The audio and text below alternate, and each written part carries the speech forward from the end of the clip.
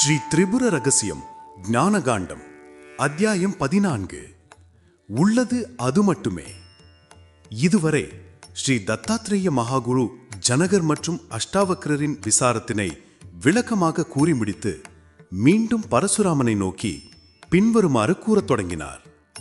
ஹே பரசுராமா, ஜனகர் கூறியபடி அறிபவன் தன்னை அறியும் பொழுது அறிபடு பொருளாக அந்த அறிவு அவனுக்கு வேறாக தோன்றுவதற்கு காரணம் அவனுக்கு அந்த அறிவின் ஆழத்தை அறிவதற்கான கூர்மையான நுண்ணிய அறிவு குறைவாக இருப்பதே ஆகும்.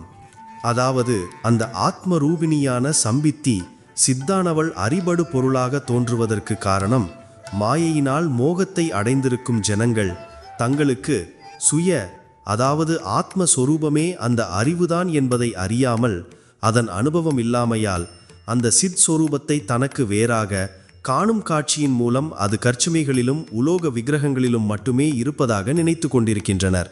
அவர்கள் அந்த சித்தானது ஒவ்வொரு ஜீவர்களின் வாயிலாக புலன்களின் மூலம் ஒரு அறிவு தொடங்கி 6 அறிவு வரை பிரகாசிப்பதை அறிய மறுக்கின்றனர். அறிபவனாகிய மனம் அறிபடு பொருளாகிய அந்த அறிவை அதாவது ஆத்மாவை அறிவதற்கு சாதாரண புற அறிவில் புத்தகங்களை படித்து போன்று படித்து அறிய முடியாது.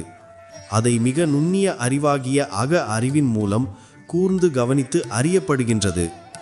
மற்ற எந்த வழிகளிலும் இதை அறிய முடியாது. அதாவது அவன் அறிவாலே அவனை அறிவது மட்டுமே சாத்தியமாகும். அறியாமையில் இருக்கும் மூடனுக்கு விழிப்புணர்வு இல்லாத காரணத்தினால் இது சாத்தியமாவது இல்லை. மூடர்களும் மனநோயாளிகளும் 6 அறிவுக்கு கீழாக உள்ள ஜீவர்களும் விழிப்புணர்வு இன்றி இதை அறிவது முடியாது. பொதுவாக அறிபடு பொருள்கள் யாவும் புலன்கள் மற்றும் மனதினாலேயே அறியப்படுகின்றன. மனதின் சொரூபத்தை அறிய மற்றொரு கரணம் அதாவது கருவி இல்லாததால் மனதிற்கு அறிபடு பொருளாகும் தன்மை இல்லை. அதாவது அறிபவனாக மட்டுமே உள்ளது. அறியப்படுகின்ற பொருளாக அதை அறிவதற்கு மற்றொன்று இல்லை.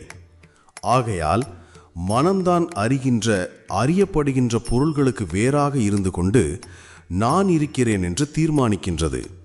இவ்வாறு அறியப்படுகின்ற பொருள்களுடன் கலக்காமல் அவைகளுக்கு வேறாக உள்ள மனதை வித்தி என்று கூறப்படும். பரசுராமா, இதை சற்று கூர்ந்து கவனமாக கேள். மேலோட்டமாக கேட்டாயானால் புரிந்து கொள்வது கடினம். அதாவது ஒரு பொருளை நீ பார்க்கின்றாய். நீ இருப்பதினாலேயே அதை பார்க்கின்றாய். நீ பார்த்த பொருளும் உன்னால் அறியப்பட்டு நீ இருப்பதை உறுதி செய்கின்றது. அதாவது உன்னிடம் உண்டாகும் கேள்விகளும் சந்தேகங்களும் நீ இருப்பதையும் உறுதி செய்கின்றது. நீ இல்லை என்றால் கேள்விகளும் சந்தேகங்களும் இல்லை, காண்கின்ற காட்சிகளும் இல்லை, அறியப்படும் பொருள்களும் இல்லை அல்லவா?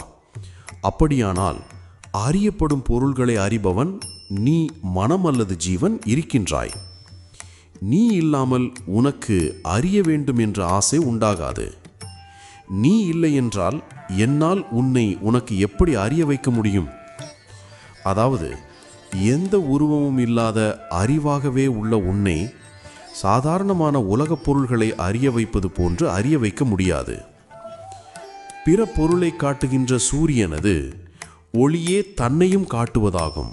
அதாவது சூரியனை வேறொரு ஒளி காட்டிக் கொடுக்காது. ஆகையால் சூரியனது ஒளியை கொண்டே சூரியனை காணுதல் போன்று அறிவின் ஒளியால் எல்லா பொருள்களையும் அறிவதுடன் அறிவாகிய அதையும் அது கொடுத்த அறிவாலேதான் அறிய முடியும். அறிவானது பல சொரூபமாக இருக்கின்றபடியால் எப்பொழுதும் அறியப்பட்டதாகவே இருக்கின்றது.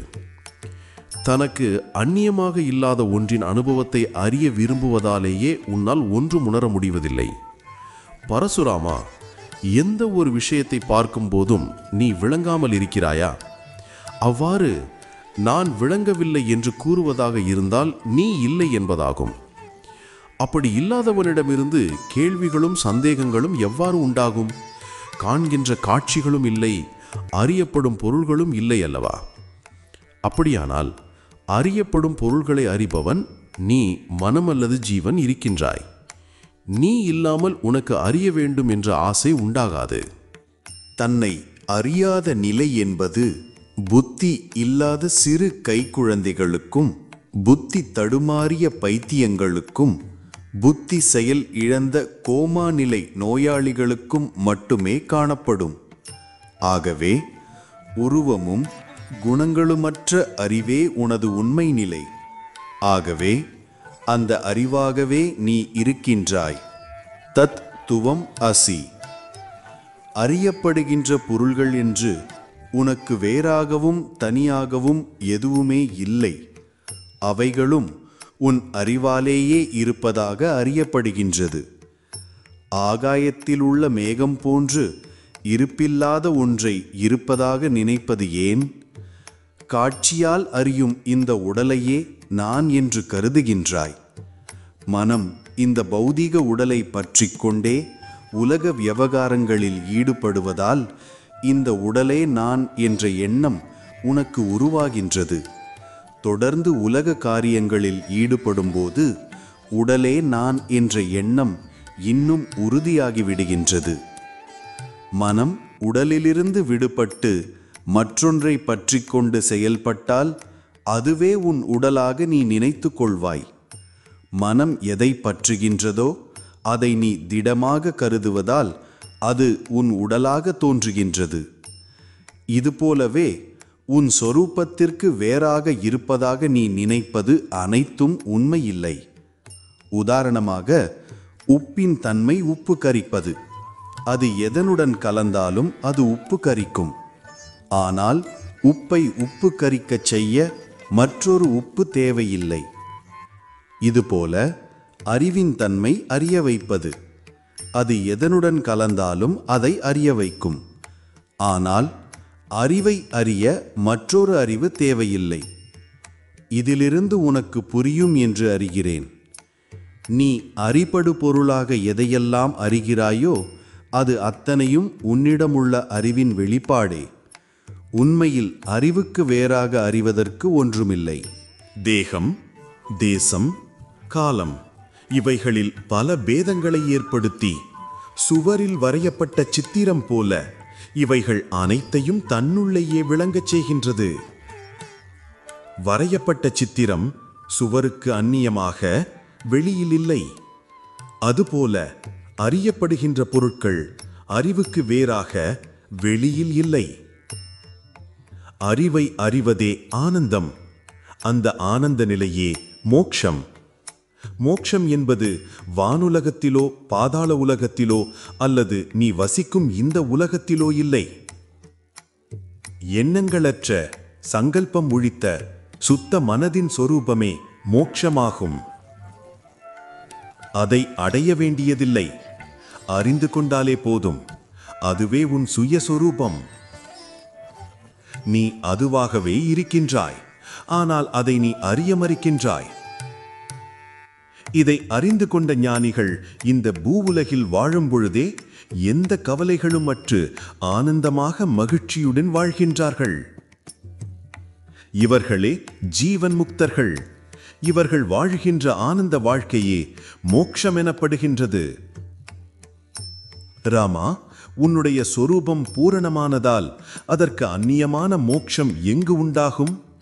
இந்த உலகத்தை போன்று மோட்சமும் இருக்கின்றது என்ற மோகத்தை தவிர்ப்பதே மோட்சத்திற்கு வழி. நீயோ பூரணமானவன். உனக்கு அந்நியமாக எதுவுமே இல்லை. பிம்பங்கள் எப்படி கண்ணாடிக்கு அந்நியமல்லவோ அதுபோல தோற்றங்கள் அனைத்தும் ஆத்மாவிற்கு அந்நியமல்ல. அவைகள் ஆத்மாவின் பிரதிபலிப்பே என்ற ஞானம் அவசியம். உனக்கு வேறாக மோட்சம் ஒன்று உண்டு என்று எண்ணுவது முயல் கொம்பை தேடுவது போன்றதாகும். அதாவது ஒரு கண்ணாடியானது பிம்பங்களை பிரதிபலிக்கின்றது. கண்ணாடியில் தெரிகின்ற பிரதிபிம்பங்கள் கண்ணாடியிலேயே உள்ளது. அவைகள் கண்ணாடிக்கு வேறானதல்ல. கண்ணாடிக்கு வெளியே அவைகள் இல்லை. கண்ணாடிக்கு உள்ளேயே அவைகள் அடங்குகின்றன. கண்ணாடி இல்லை என்றால் பிம்பங்களே தெரியாது. அதுபோல அறிவே அனைத்தையும் அறிகின்றது. அறிவினால் அறியப்படுகின்ற பொருட்களும் அறிவிலேயே உள்ளது. அவைகள் அறிவுக்கு வேறானதல்ல. அறிவுக்கு வெளியே அவைகள் இல்லை. அறிவுக்கு உள்ளேயே அவைகள் அடங்குகின்றன. அறிவு இல்லை என்றால் ஒன்றுமே தெரியாது. பிம்பங்கள் பிரகாசமாக பிரதிபலிப்பதற்கு பாதரசம் தடவப்பட்ட கண்ணாடி மட்டுமே தேவை. சாதாரண கண்ணாடிக்கு பிரதிபலிக்கும் ஆற்றல் குறைவு என்பதினால் அதில் பிம்பம் தோன்றியும் பயனில்லை. அறிவு பிரகாசமாக அறிய 6 அறிவு கொண்ட மனிதனே தேவை. சாதாரண ஜீவர்களுக்கு அறியக்கூடிய ஆற்றல் குறைவு என்பதினால் அவைகளுக்கு அறிவு இருந்தும் பயனில்லை. எனவே சித்தின் அதாவது அறிவின் பிரதிபலிப்பே இந்த உலகம். கண்ணாடிக்கு உட்பட்டே அதாவது கண்ணாடி உள்ளேயே பிம்பங்கள் தெரிவது போன்று அறிவுக்கு உட்பட்டே அறிவின் உள்ளேயே அனைத்தும் அறியப்படுகின்றன. ஆகவே மோக்ஷம், முக்தி, பக்தி, வீடு பேறு போன்ற அனைத்தும் அறிவுக்கு உட்பட்டே அறியப்படுகின்றன. எனவே விடுதலை என்பதும் வீடு பேறு என்பதும் மோக்ஷம் என்பதும் அறிபவனிடமே உள்ளது. மோகத்தினால் அறியப்படுகின்ற பொருள்களை அறிவுக்கு வேறாக அறிந்து கொள்வது அறியாமையாகும். இந்த அறியாமை அகன்று அறிவு மலர்கின்ற பொழுது ஆத்மா பிரகாசிக்கும். அறியப்படுகின்ற பொருள்கள் என்பது காட்சியில் காணுகின்ற பொருள்கள் மட்டுமல்ல, முன்னதாகவே மனதில் பதித்து வைத்து கொண்டுள்ள தவறான மனப்பதிவுகளும் ஆகும். இந்த மனப்பதிவுகளும் அகல வேண்டும். அப்பொழுதுதான் அறிவு பிரகாசிக்கும். ஒரு பொருள் அழிந்து விடும் பொழுது அது இல்லாமல் போய்விடுகின்றது. அதாவது இருப்பு அற்றதாகின்றது. அதாவது இல்லாத ஒன்றை அழிவுக்கு உட்படுத்த நினைப்பது இயலாத ஒன்று. உதாரணமாக, ஆகாயத்தில் மேகம் சூழ்கின்றது. சிறிது நேரத்தில் அது இல்லாமல் போகின்றது. தோன்றி மறையும் மேகத்தை அழிவுக்கு உட்படுத்த நினைப்பது அறியாமை அல்லவா? இதன் நுணுக்கம் புரிகின்றதல்லவா? அதாவது இருப்பது போல தோன்றி இல்லாமல் போகின்ற ஒன்றுக்கு ஏன் முக்கியத்துவம் கொடுக்க வேண்டும்? எனவே ஒரு பொருளே இருப்பு உடையதாகவும் இருப்பு அற்றதாகவும் இருக்க முடியாது. கனவில் காணும் பொருள்கள் கனவு உள்ளவரை உண்மையாகவும் கனவு கலைந்தவுடன் உண்மை அற்றதாகவும் தோன்றுகின்றது. அழியும் பொருளுக்கே இந்த இருமை தன்மைகள் இருக்கின்றது. இவைகள் காலத்திற்கு உட்பட்டவைகள். இவ்வாறு காலத்திற்கு கட்டுப்பட்ட ஒன்று எப்படி உனக்கு விடுதலையை அதாவது மோட்சத்தை கொடுக்க முடியும்? குறிப்பு: இருப்பது போல தோன்றி இல்லாமல் போகின்ற உடலுக்கு ஏன் முக்கியத்துவம் கொடுக்க வேண்டும்? ஆக மோக்ஷம் என்ற ஒன்றை இருப்பது போல தோன்றி இல்லாமல் போகின்ற உடலுக்கு கொடுக்கவும் முடியாது. என்றும் எக்காலத்திலும் அழியாத ஆத்மாவுக்கு மோக்ஷம் தேவையும் இல்லை. ஆக மோக்ஷம் யாருக்கு? ஆத்மாவுடன் இணைந்த ஜீவனுக்கா? ஜீவனும் பிரம்மமும் ஒன்றே என்று அறிவதே மோக்ஷம். அதாவது மனமும் அறிவும் ஒன்றே ஆகும். அப்படியானால் அறிபவன் யார்? அறிபவனும் அறியப்படும் பொருளும் அறிவினால் ஒன்றாகிவிட்ட நிலையில் இருப்பதெல்லாம் இறைவனே. எனவே மோக்ஷம் என்பது அடையப்படுவதல்ல, அறியப்படுவது. உண்மையில் மோக்ஷமும் இல்லை, பந்தமும் இல்லை. பற்றற்ற விடுதலையும் இல்லை, பற்றுகின்ற பந்தமும் இல்லை. சந்நியாசமும் இல்லை, சம்சாரமும் இல்லை. பந்தத்தை பற்றிய அறியாமையால் உண்டாவது சம்சாரம். மோக்ஷத்தை பற்றிய அறியாமையினால் உண்டாவது சந்நியாசம். தன்னை வெளிப்படுத்துவது சம்சார பந்தம். தன்னை இழப்பது சந்நியாச மோக்ஷம். தன்னை அறிவதே அறிவு. அவ்வாறு அறிந்த பின் நான் சம்சாரி இல்லை, நான் சந்நியாசி இல்லை, நான் பரிபூர்ண ஆத்மா. குருவே, நீங்கள் கூறுவது போன்று அறிபவனும் அறியப்படும் பொருளும் ஒன்று என்பது எனக்கு ஏற்புடையதாக இல்லை. காண்பவனே எப்படி காணப்படும் பொருட்களிலும் விளங்க முடியும்? பொதுவாக உலகமானது இரண்டாக பகுக்கப்பட்டுள்ளது. ஒன்று நிலையானது சித்து, மற்றொன்று நிலையற்றது அசித்து, அழியும் பொருட்கள். இவற்றில் அழியும் தன்மையுடைய அறியப்படும் பொருட்கள் அழியாத அறிவினாலேயே சித்தாலேயே விளக்கப்படுகின்றன. இதில் சித்தோ சுய ஒளி உடையது. இந்த சித்தன், அதாவது அறிவின் ஒளி பிரகாசத்தால் அறியப்பட்ட பொருட்கள் ஒளிக்கு வேறாக மட்டுமே இருக்க முடியுமே தவிர, அது எப்படி ஒன்றேயான அறிவே எல்லாவற்றிலும் விளங்குகின்றது? இது அனுபவத்திற்கு பொருந்துவதாக இல்லையே. சங்கல்பத்தினால் இந்த உலகம் உண்டாகியது என்றும், சங்கல்பத்தை அகற்றினால் மனது நிர்விகல்ப நிலையை, அதாவது எண்ணங்களற்ற நிலையை அடைந்து பந்தங்களிலிருந்து விடுபடுகின்றது என்றும், விடுபட்ட நிர்மலமான நிலையே ஆத்மஸ்வரூபம் என்றும் ஏற்கனவே விளக்கப்பட்டது. இதுவும் எனக்கு ஏற்புடையதாக இல்லை. ஏனெனில் மனமே ஆத்மாவை அறியும் ஓர் கரணம் என்று கூறினீர்கள். அந்த கரணங்கள் மனம், புத்தி, சித்தம், அகங்காரம் என்று கூறினீர்கள். அப்படியானால் மனம் என்பது உள்முகமாக திரும்பி ஆத்மாவை அறியக்கூடிய தகுதியுடையதாக இருந்தால், அந்த மனம் ஆத்மாவை விட மேன்மையுடையதாக ஆகிவிடுமே. மனம் இல்லாவிடில் ஆத்மாவும் ஜடம் என்று ஆகிவிடுமே. இது எப்படி சாத்தியம்? குருநாதா, ஆத்மாவானது பந்தம் அடைவதற்கும் மோட்சம் அடைவதற்கும் மனமே கருவியாக உள்ளது என்றும், எண்ணங்களை வெளிமுகமாக விசய சுகங்களில் திருப்பி அனுபவிக்கின்ற சவிகல்ப மனமே பந்தப்படுவதாகவும், அதே மனதை எண்ணங்களற்ற நிலையில் உள்முகமாக திருப்பி அனுபவிக்கின்ற நிர்விகல்ப மனமே மோட்சம் அடைவதாகவும் கூறினீர்கள். இவ்வாறு கூறிவிட்டு எண்ணங்களற்ற நிர்விகல்ப நிலையில் உள்ள மனமே ஆத்மாவை அறிகின்றது என்பது ஏற்புடையதாக இல்லை. மனதை ஆத்மாவை அறியும் கரணம் என்று கூறிவிட்டு அது நிர்விகல்ப நிலையில் ஆத்மாவை அறியும் பொழுது, ஆத்மாவும் மனமும் வேறு வேறாக இருந்து அறிவதால் அங்கே துவைதம் உண்டாகின்றதே. பயத்தால் கயிறு பாம்பாக தோன்றியது. தோன்றிய பாம்பு வேண்டுமானால் பொய்யாக இருக்கலாம், ஆனால் பயம் இருந்தது என்பது உண்மையே. இதில் இருமைகள் உள்ளது. ஏக நிலையான அத்வைதம் இல்லை, துவைதம் இருக்கின்றது. பயத்தில் தோன்றிய பாம்பிற்கு நிலைத்த தன்மையும் செயல்களும் அங்கு இல்லை. ஆனால் காட்சியில் காணப்படுகின்ற உலகத்தில் தோன்றுகின்ற பொருட்களுக்கு நிலைத்த தன்மையும் செயல்களும் இருக்கின்றனே. இது துவைதம் அல்லவா? இங்கு இருமைகள் காணப்படுகின்றனவே. காட்சியில் காணப்படும் பொருட்களை உண்மையற்றது என்று எவ்வாறு கூறுவது?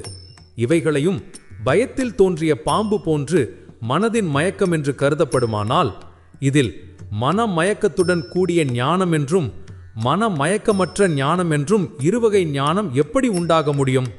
அப்படியே இந்த மனமயக்கம் ஒருவருக்கு மட்டும் தோன்றினால் அவர் பயந்துள்ளார் அல்லது புத்தி இல்லாமல் இருக்கின்றார் என்று கருதலாம். ஆனால் இது எல்லோருக்கும் தோன்றுகின்றதே. எல்லோருக்கும் ஒரே விதமான கற்பனை உருவங்கள் எப்படி உருவாக முடியும்? ஐயனே, சந்தேகங்கள் என்னை குழப்புகின்றன. தாங்கள் இதனை விளக்கமாக எனக்கு கூறி அருள வேண்டும் என்று பரசுராமன் பகவான் ஸ்ரீ தத்தாத்ரேயரிடம் வேண்டி நின்றான். பரசுராமனின் சந்தேகங்களை கேட்ட ஸ்ரீ தத்தாத்ரேய மகாகுருவும் அவனை நோக்கி பின்வருமாறு கூறத் தொடங்கினார். பார்க்கவா, உன்னுடைய கேள்விகள் எனக்கு மிகுந்த மகிழ்ச்சியை தருகின்றன. சந்தேகத்தை கேட்பவனுக்கே திடமான தெளிவு உண்டாகும். தெரிந்து கொண்டவன் போல இருப்பதை காட்டிலும் ஒன்றும் தெரியாதவன் எவ்வளவோ மேல். சந்தேகங்களை கேட்டு தெளிவு பெறுபவனே அதிலிருந்து வெளிவரவும் முடியும். அத்துடன் கேள்விகளே சந்தேகங்களை தீர்க்கக்கூடிய விதையாக உள்ளது. இந்த விதையிலிருந்தே அறிவு என்ற விருட்சம், மரம் வளர முடியும். உன்னுடைய கேள்விகளுக்கெல்லாம் ஏற்கனவே விடைகள் கொடுக்கப்பட்டு விட்டது. இருப்பினும் உன்னுடைய சந்தேகங்கள் முழுமையாக தீர்ந்த பாடில்லை.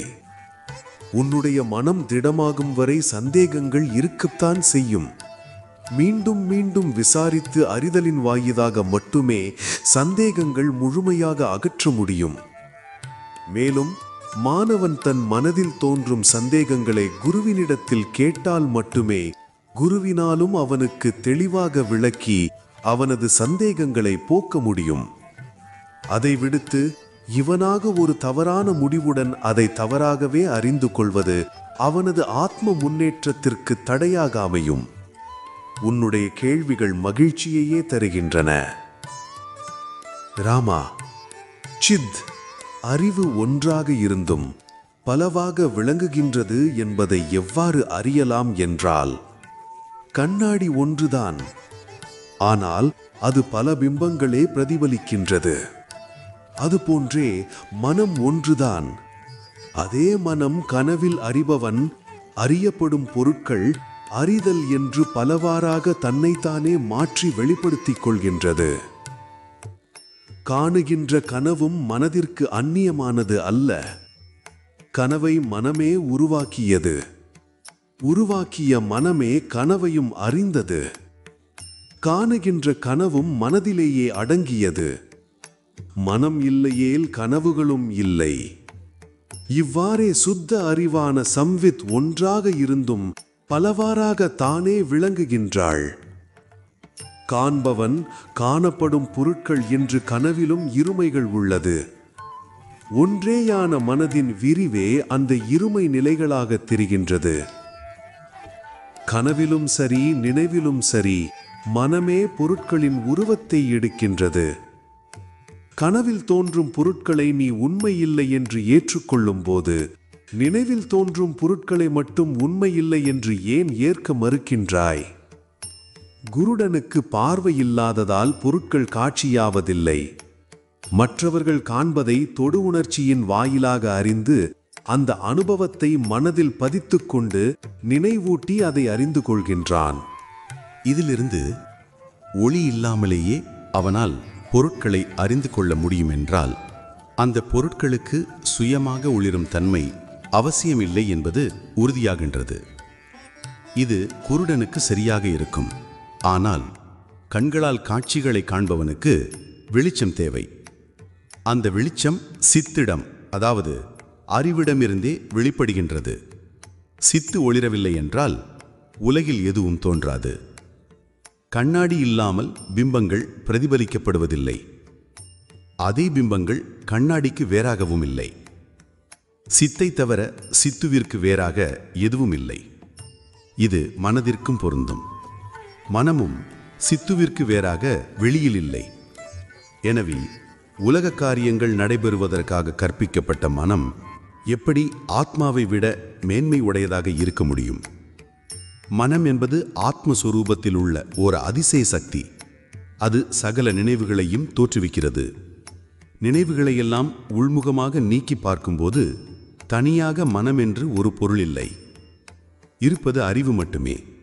ஆகையால் நினைவுகளே மனதின் சொரூபம். கனவில் வருகின்ற மரத்தை வெட்டுவதற்கு கனவு கோடாரியே கருவியாக இருக்க முடியும். கனவில் உண்டான மரமும் உண்மையில்லை. அந்த மரத்தை வெட்டிய கோடாரியும் உண்மையில்லை. இதில் கனவை உருவாக்கிய மனம் மட்டும் எப்படி உண்மையாக இருக்க முடியும்?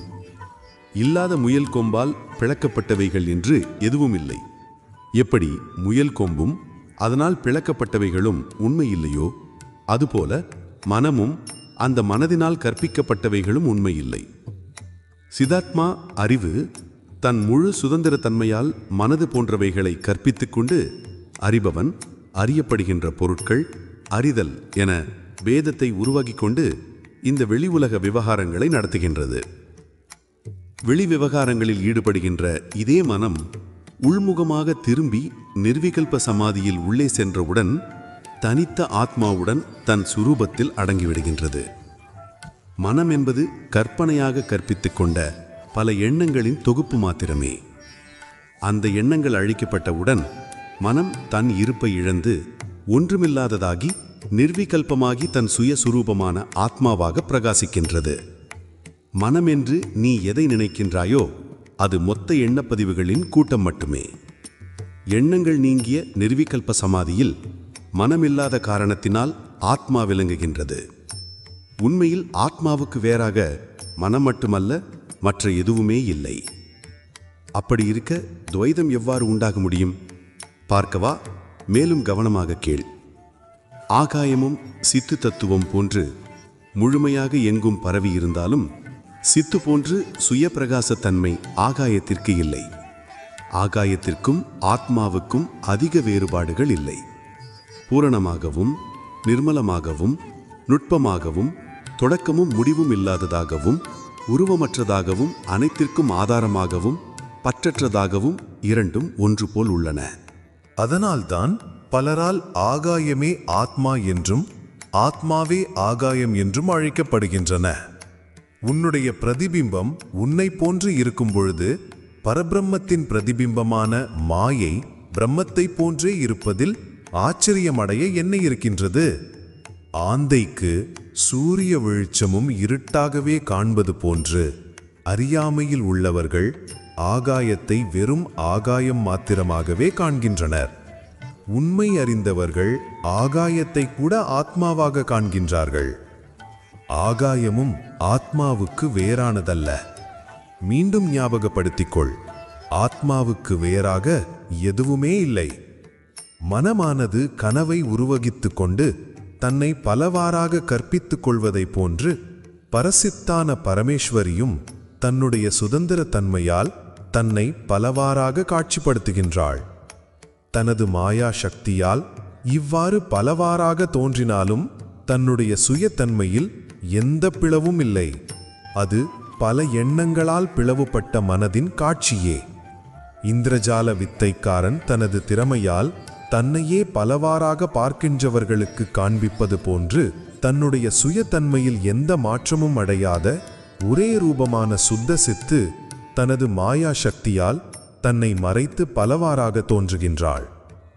ஒன்றேயான சித்துவானவள் மாயையினால் பிளவுபட்டவர்களின் மனதில் பல பேதங்களை கற்பித்தவாறு காணப்படுகின்றார். அவர்களது மனம் தவறான பல பதிவுகளை கொண்ட எண்ணங்கள் அற்று அடங்கும்போது அவர்களது பேதமை மறையும். மாயை மனதை மயக்குகின்றது. விழிமுக பார்வை இருக்கின்ற வரை ஏராளமான எண்ணங்கள் இருக்கும். எண்ணங்கள் உதிக்கின்ற வரை மனம் இருக்கும். மனம் இருக்கின்ற வரை மனமயக்கம் தெளியாது. மாயை ஆத்மாவை அறிய முடியாமல் மனதை மயக்குகின்றது.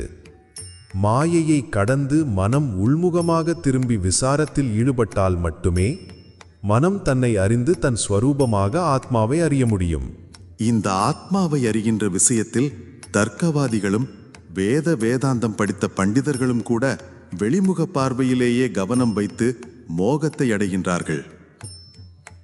குருவின் உபதேசத்தை உள்வாங்கி உள்முகமாக கவனிக்காதவரை சிரவணமானது வெளிமுகமாகவே இருப்பதால் அதனால் ஒரு பயனும் இல்லை. ராமா, நான் கூறுவதை நன்றாக உள்வாங்கி ஆத்மாவினிடத்திலேயே தனக்குள்ளேயே கவனம் வைத்து நன்றாக பார்த்துக்கொள். ஈஸ்வரியும் சர்வரூபிணியுமான சித்து ஜடத்திலிருந்து வேறானவள். அவள் சுயப்பிரகாசமுடையவள். அப்படிப்பட்ட சித்துவானவள் தன்னில் தானாக ஏகத்துவமாக விளங்குவதால் அவள் நான் என்ற அகந்தையாக விளங்குகின்றாள். ஜடப்பொருட்களுக்கு சுயப்பிரகாசம் இல்லாத காரணத்தினால் அவைகளுக்கு தன்னை அறியும் அறிவு இல்லை. அறிவுக்கு பேதமையுடன் தொடர்பு இல்லாததால் தனித்த பூரணமாக விளங்குகின்றாள். இப்படிப்பட்ட பூரணாகந்தை உடையவளை மாயை என்று அழைக்கப்படுகின்றது. இவள் தனித்து இருந்தாலும் தனித்த ஒரு கண்ணாடி அநேக ரூபங்களை விளக்குவது போன்று இவளும் அநேக ரூபங்களை விளக்குகின்றாள். அவ்வாறு விளக்கினாலும் தன் சுயத்தன்மையிலிருந்து நழுவாமல் இருக்கின்றாள். இப்படிப்பட்ட மாயையிடம் இருந்துதான் அநேக அனாத்மாக்கள் விளங்குகின்றன. இவளேயே அவித்தை என்றும் ஜடசக்தி என்றும் சூன்யம் என்றும் பிரகிருதி என்றும் ஆகாயம் என்றும் தமஸ் அதாவது இருள் என்றும் ஆதி சிருஷ்டி என்றும் பலவாறாக அழைக்கப்படுகின்றாள். நான் என்ற அகங்காரத்தினால் சித்தினை தன் அறிவாக நினைத்து கொண்டு ஆசையால் உந்தப்பட்டு பல இன்னல்களுக்கு ஆளாகி அலைக்கழிக்கப்பட்ட மனமானது ஜீவனானது நான் எனது என்ற அகங்கார மமகாரத்திலிருந்து விடுபட்டு மூலமான ஏகத்தில் அடங்கும் பொழுது அதை இளைப்பாறுவதற்காக உள்ள இடமே ஆகாயம் எனப்படும். இதையே இதய வெளி என்று ஞான நூல்களில் கூறப்படுகிறது. இதுவே உலகில் தோன்றியுள்ள எல்லா ஜீவர்களின் ஆத்மாவுமாகும். பரசுராமா, உன்னுடைய ஆகாயமாகவும் ஆத்மாவாகவும் எது உள்ளதோ அதுவே எல்லா ஜீவர்களின் ஆகாயமும் ஆத்மாவுமாகும். இதயத்தின் உள்ளே வெளி ஒன்று உள்ளது. அதில் ஆன்மா விளங்குகின்றது. அது உணர்வு மயமானது, அழிவற்றது, ஒளி வீசுவது என்று தைத்திரிய உபனிஷதம் அறிவிக்கின்றது. இது மனித உடலில் உள்ள பௌதிக இதயமல்ல. இதயவெளி என்பதும் இதயம் என்பதும் ஆகாயத்தை குறிப்பிடப்படுகின்றது. தன்னால் கற்பிக்கப்பட்ட ஆகாயத்தினால் கவரப்பட்ட எந்த ஒரு சித் வடிவம் உண்டோ அதுவே மனம் என்று கூறப்படுகின்றது. ஆகையினால் ஆத்மாவே மனமாகும். ஆத்மாவிற்கு வேறானதல்ல மனம். ஆகாயமே பஞ்சபூதங்களை தோற்றுவித்தது. இந்த பஞ்சபூதங்களே உடலை உருவாக்கின. நிலம், காற்று, ஆகாயம், நீர், நெருப்பு ஆகிய 5 அடிப்படை மூலகங்களாக இருப்பது அதுவே என்று ஐதிரேய உபனிஷதம் கூறுகின்றது. ஓட்டை மண்குடத்தில் வைக்கப்பட்ட தீபம் அந்த துவாரங்களின் வழியாக பிரகாசிப்பதைப் போன்று 9 ஓட்டைகள் உள்ள இந்த உடலில் அறிவு பிரகாசிக்கின்றது. பிரகாசத்தை கொடுக்கும் தீபம் ஒரு செயலும் செய்வதில்லை. அதுபோல அறிவு பிரகாசிக்க பூர்ணமான ஆத்மா செயலாற்ற வேண்டியதில்லை. செயலற்றதை ஆத்மா. ஆத்மாவின் சுய பிரகாசமே அறிவு.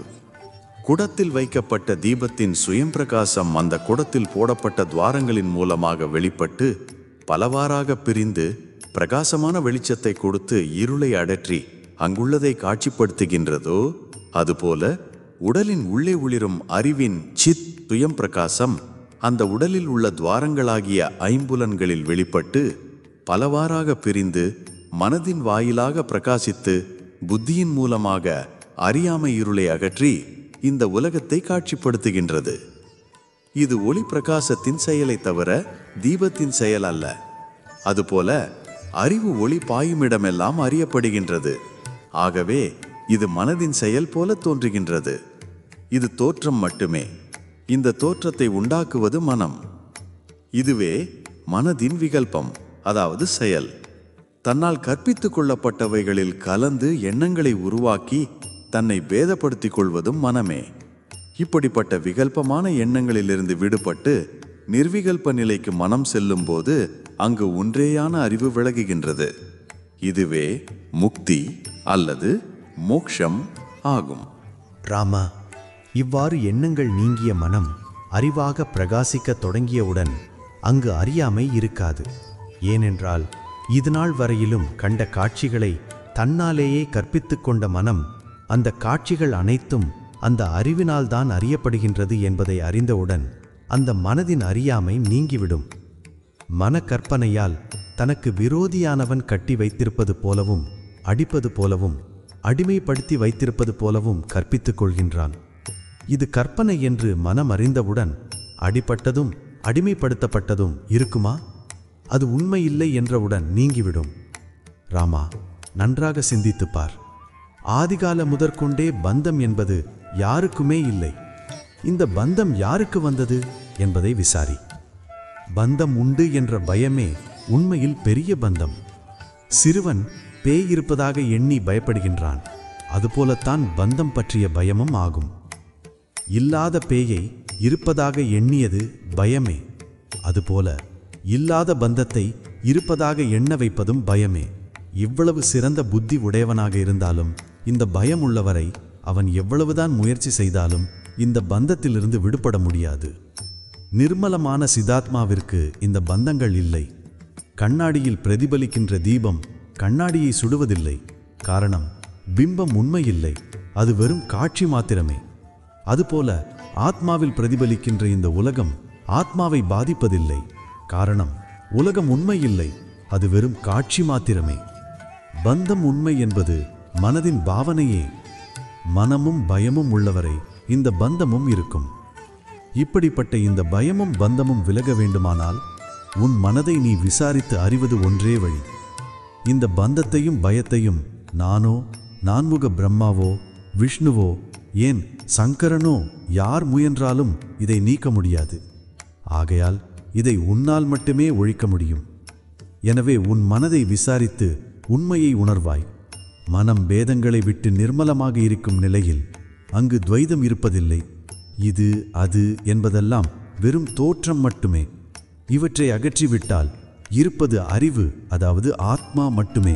இறைவனை, அதாவது அறிவை தனக்கு வேறாக எண்ணுபவன் அனைத்திலும் வேதமை கொண்ட துவைதியாக இருக்கின்றான். இறைவனை, அதாவது அறிவை தவிர ஒன்றும் இல்லை என்று எண்ணுபவன் பேதமை நீங்கிய அத்வைதியாக இருக்கின்றான். இந்த பேதமைகள் அனைத்தும் மனதின் பாவனைகளே. உண்மையில் மனம் என்பது இல்லவே இல்லை. பயத்தில் இருளில் கயிறு பாம்பாக தோன்றுகின்றது. பயமே பாம்பின் உருவை கயிற்றில் திணிக்கின்றது. பாம்பின் தோற்றத்திற்கு ஆதாரமாக இருந்தது கயிறே. கயிறு இல்லை என்றால் பாம்பின் தோற்றம் தோன்றாதே. ஒன்றின் இருப்பும் பயமுமே இல்லாதது இருப்பது போன்று காட்டுகின்றது. பயம் அகன்றவுடன் கற்பனையாக கற்பித்து கொண்ட பாம்பு உருவமும் அகன்று விடுகின்றது. பாம்பாக தோன்றும் போதும் கயிறு மட்டுமே அங்கு இருந்தது. பாம்பு உருவம் அகன்ற போதும் கயிறு மட்டுமே அங்கிருக்கின்றது. இந்த தோற்ற மாற்றத்திற்கு காரணம் பயம் மட்டுமே. பயம் என்ற உணர்வு ஒரு பொருளை அதன் இயல்பிலிருந்து வேறாக மாற்றி இல்லாத ஒன்றை இருப்பது போன்று காட்டுவது மனதில் பாம்பை பற்றிய ஒரு அறிவு இருந்ததினால் ஆகும். அதுபோல விசாரித்து அறியும் போது அதன் உண்மைத்தன்மையான கயிறு என்பதை அறிவதும் அறிவு மட்டுமே ஆகும். ஆக இந்த பாம்பு கயிறு என்பதை அறிகின்ற அறிவு ஒன்று இருப்பதினால்தான் காட்சி உண்டாகின்றது. காணும் பொருட்களின் உண்மைத்தன்மையை உணரும் பொழுது காட்சி மறைந்து காண்பவனை, அதாவது அறிவை அறிய முடிகின்றது. எனவே இருப்பது அறிவு மட்டுமே. அதனால் துவைதம் எங்கும் இல்லை. இருப்பது இல்லாதது போன்று தோன்றுவது எல்லாம் தோற்றமாயையே. தோற்றங்களை கடந்து எது இருப்பாக உள்ளதோ அதுவே அறிவு. ரிபுகீதை. கனவில் கண்டவைகள் கனவு உள்ளவரை உண்மையாக இருந்தது. கனவில் நனவுலகம் இல்லை, நனவில் கனவுலகம் இல்லை. அதாவது கனவு நனவில் போய், நனவு கனவில் போய். அதுபோல நனவுலகில் கண்டவைகளும் உண்மை இல்லை என்ற தெளிவும் திடமான தீர்மானமும் உண்டாகிவிட்டால் கனவை போன்றே நனவையும் பொய் என்பதை ஏற்க முடியும். கனவை பொய்யென்று ஏற்கின்ற மனது நனவை பொய்யென்று ஏற்க முடியாததற்கு காரணம் கனவு ஒரு இரவில் கலைந்து விடுகின்றது. ஆனால் நினைவு சில வருடங்கள் ஓடுகின்றது. மேலும் அவரவர்களிடம் பல பிறவிகளாக தொடர்ந்து ஆழமாக பதிந்து இருக்கின்ற ஒட்டுமொத்த சம்ஸ்காரங்களின் தொகுப்பை அனுபவிப்பதற்காக மனம் கண்ணிற்கு தெரிகின்ற உருவமாக எடுத்து வைத்திருக்கும் இந்த உடலின் மீதுள்ள அதீத பற்றுதலே காரணமாகும். இந்த பற்றையே பந்தம் எனப்படுகின்றது. அந்த பந்தத்தின் காரணமாக உள்ளே இருந்து வெளிப்படுகின்ற அகங்கார நான் தன் போலி இருப்பை இழக்க மறுக்கின்றது. அது தன்னை பற்றி யாராவது ஏதாவது திட்டிவிட்டாலோ, அவமானப்படுத்திவிட்டாலோ கோபத்தில் கொந்தளிப்பதும், அதுவே அவர்கள் பாராட்டிவிட்டாலோ சந்தோஷத்தில் நிலை கொள்ளாமலும் உள்ளே இருந்து புறப்பட்டு விடுகின்றது. மேலும் தன்னிடமுள்ள தவறான மனப்பதிவுகளை யாராவது சுட்டிக்காட்டினாலோ மாற்ற முயற்சித்தாலோ அவர்கள் மீது காழ்ப்புணர்ச்சியையும் வெறுப்பையும் மனம் உடனடியாக வெளிப்படுத்துகின்றது. அதாவது தன் தவறை ஆதரிப்பவரை விரும்புகின்றது, தனக்கு அறிவுரை கூறுபவரை வெறுக்கின்றது. இந்த விருப்பு வெறுப்பு இருமைகளான பேதமைகளில் சிக்கிக் கொண்டிருக்கின்ற மனம் அந்த அளவிற்கு தன் மீது தீர்க்கமாக நான் என்ற பிடிப்பும் தனக்கு வேறாக காணப்படும் பொருட்கள் மீதுள்ள நிலைத்தன்மையையும் பற்றி கொண்டு பந்தப்பட்டு வெளிவர மறுக்கின்றது. இந்த தீர்க்கமான எண்ணமே காணும் பொருட்கள் நிலையாக தோன்றுவதற்கு காரணமாக உள்ளது. தன்னை உள்முகமாக விசாரித்து அறியும் மனம் நாளடைவில் தெளிவு பெற்று இந்த நினைவு உலகமும் உண்மையில்லை என்ற தீர்க்கமான எண்ணம் வலுப்பெறும் போது நிலையாக தெரிந்தவைகள் நிலையற்றதாகிவிடும். அதாவது நினைவு உலகமும் பொய்யாகிவிடும். இந்த மாய தோற்றங்கள் மறையும் போது இருக்கின்ற அறிவு தன் உண்மை ஸ்வரூபமான நான் என்ற பூரணாகந்தையாக வெளிப்படும். உண்மையாகவே நான் என்ற வார்த்தைக்கு சொந்தம் கொண்டாடும் உரிமை அந்த பிரம்மத்திற்கு மட்டுமே உண்டு. அறியாமையினால் தன் உடலையும் மனதினையும் நான் என்று கருதி கொண்டு எது உண்மை எது பொய் என்று பிரித்து அறிய முடியாத பகுத்தறிவற்ற பாமரர்களே காண்பவைகளில் மயங்கி உலகையும் உடலையும் உண்மை என்று உரிமை கொண்டாடுகின்றார்கள். இவர்களிடம் நித்திய அனித்திய வஸ்து விவேகம் இல்லை. ராமா, அறிவின் அதாவது சித்தின் அனுபவம் இல்லாததால் என்னால் அதை உணர முடியவில்லை என்று உன்னால் கூற முடியாது. காரணம், அறிவை அறிய முடியவில்லை என்பதை கூட அறிவே விளக்குகின்றது. அறிவின் அனுபவம் கிடைத்த பொழுதும் கிடைக்காத பொழுதும் சித், அதாவது அறிவு விளங்கி கொண்டுதான் இருக்கின்றது. நீ அனுபூதியை அடையாத காரணத்தினால் இல்லை என்று கூற முடியாது. அது இல்லாத இடமோ காலமோ இல்லை. எப்பொழுதும் எங்கும் அது ஆகாயம் போன்று விளங்கி கொண்டுதான் உள்ளது. உள்ளது அது மட்டுமே. அதுவே உண்மை, அதுவே சத்தியம். இங்கு ஆகாயம் என்று கூறப்படுவது கண்ணிற்கு தெரியாத வெட்ட வெளியை கூறப்படுகின்றது. இந்த ஆகாயத்தில்தான் மாயையான இந்த மொத்த பிரபஞ்சமே மிதந்து கொண்டிருக்கின்றது. ஆகாயம் வேறு, பிரபஞ்சம் வேறு. இந்த இரண்டையும் குழப்பிக்கொள்ளக்கூடாது. ஆகாயம் ஆத்மா, பிரபஞ்சம் அனாத்மா.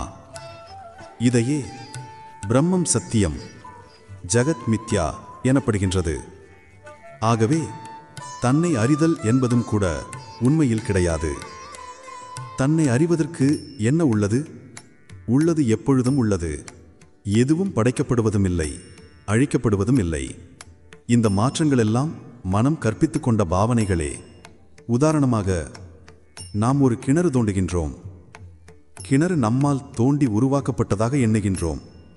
கிணறு வந்தவுடன் அதில் ஆகாயம், அதாவது வெளி, நிரம்பியதாக எண்ணுகின்றோம். நீர் கொண்டு வந்ததாக எண்ணுகின்றோம். ஆனால் நாம் செய்தது எல்லாம் மண்ணை வெளியேற்றியது மட்டும்தான். அங்கே ஆகாயமும் நீரும் கிணறும் முன்னரே இருந்தது, இப்பொழுதும் இருக்கின்றது. அது உருவாக்கப்படவில்லை. மறைக்கப்பட்டிருந்த மண் மட்டுமே அகற்றப்பட்டது. அதுபோல காலம் காலமாக நம்மில் பதிந்து போன பதிவுகளின் வாசனைகள், அதாவது சம்ஸ்காரங்கள், எப்பொழுதும் இருக்கின்ற அறிவை, அதாவது ஆத்மாவை மறைக்கின்றது. கிணற்று மண்ணை வெளியேற்றியது போல தவறான மனப்பதிவுகளை வெளியேற்றினால் போதும். என்றும் உள்ள பொருள் பிரகாசிக்கும். உள்ளது அது மட்டுமே. சுய பிரகாசமில்லாத அனைத்தும் இருப்பற்றது, அதாவது நித்தியமானது அல்ல, அழியக்கூடியது. அவ்வாறு இல்லை என்றால் கயிற்றில் தோன்றிய பாம்பு கூட உண்மையாகிவிடும். இருப்பினும் மறுக்க முடியாத இருப்பு எது உள்ளதோ அது மட்டுமே உண்மை என்று கூறுவதும் மற்றவைகள் இல்லை என்று கூறுவதும் அனுபவத்திற்கு பொருந்தாது. ஏனெனில் பார்வையில் படுகின்ற பொருட்கள் கவனமின்மையால் பார்க்க முடியாமல் போவதும் உண்டு. பார்க்காததை கொண்டு அது இல்லை என்று கூற முடியுமா? அதுபோலவே பார்க்காத பொருளை கற்பனையில் உள்ளதாகவும் பார்த்த பொருளை கவனியாமல் இல்லை என்றும் நினைத்து கொள்ளலாம். இதுபோன்ற அறிவை அறியாத காரணத்தினால் அது இல்லை என்று தீர்மானிக்க முடியாது. அது எப்பொழுதும் எல்லா அவஸ்தைகளிலும் விழிப்பு, கனவு, உறக்கம் இருக்கின்றது. அந்த அறிவு இல்லாது போனால் ஆழ்ந்த உறக்கத்திலும் நன்றாக தூங்கினேன் என்று தூங்கி எழுந்தவன் விழிப்பு நிலையில் கூற முடிகின்றது அல்லவா? அதுபோலவே கண்ட கனவையும் விளக்க முடிகின்றது அல்லவா? பார்வைக்கு விளங்காத ஒன்றை இல்லை என்று வாதிடுகின்றவனையும், பார்த்த ஒன்றை தவறாக புரிந்து கொண்டு உண்டு என்று வாதிடுகின்றவனையும் அறிவற்றவன் என்று கூற முடியாது. ஆனால் அவனது அறிவு தேவையற்ற மனப்பதிவுகளால் மறைக்கப்பட்டு பிரகாசம் குறைவாக உள்ளது என்பதே ஆகும். அதாவது அவனிடத்தில் விழிப்புணர்வு மட்டுமே இல்லை. அதாவது புகைப்படிந்த ஒரு கண்ணாடி காட்சியை தெளிவாக காட்டாத காரணத்தினால் அந்த கண்ணாடியை இல்லை என்று கூறிவிட முடியுமா? கண்ணாடியில் படிந்துள்ள புகையை துடைத்து நீக்கிவிட்டால் அதே கண்ணாடி தெளிவாக காட்சியை காட்டும் அல்லவா? அதுபோல தேவையற்ற மனப்பதிவுகளை நீக்கி மனதை சுத்தம் செய்தால் அதே மனம் அறிவை தெளிவாக காட்டும், அதாவது அறிவை வெளிப்படுத்தும். சிப்பி வெள்ளியாக தோன்றுவதும் நிறமற்ற ஆகாயம் நீல நிறமாக தோன்றுவதும் எப்படி உண்மை போன்றே இருக்கின்றதோ அதுபோலவே இந்த உலகமும் உண்மை போல தோன்றுவது எல்லாமே எந்த அளவிற்கு அறியாமையால் அறிவு மூடப்பட்டுள்ளதோ அதே பொறுத்தே அனைத்தும் விளங்கும். இதை விளங்கிக் கொள்கின்றவனின் அறிவின் மறைப்பை பொறுத்தது. பிரகாசமான சூரியனை மேகம் மறைப்பது போன்று பிரகாசமான அறிவை அறியாமை மறைக்கின்றது. மேகம் நீங்கினால் சூரியன் பிரகாசிப்பது போன்றே அறியாமை நீங்கினால் அறிவு பிரகாசிக்கும். ராமா, உன்னுடைய கேள்விகள் அனைத்திற்கும் யுக்திபூர்வமாக பதிலளிக்கப்பட்டு விட்டது. ஆகவே அனைத்து சந்தேகங்களிலிருந்து விடுபட்டு இதுவரை கூறியவைகளை விசாரித்து தீர்க்கமான முடிவுக்கு வரவும்.